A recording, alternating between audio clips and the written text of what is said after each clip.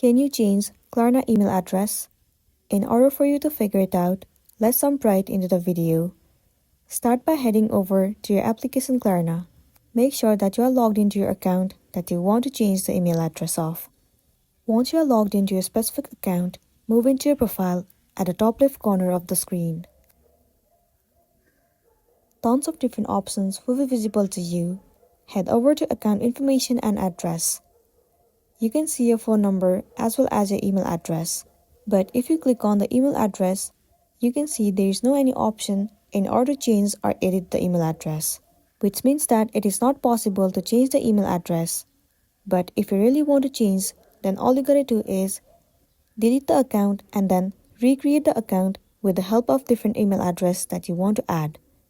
That way, only you will be able to change it. So that's a wrap for this video. If this video helped you out, give it a like and check out our next tutorial. Thank you.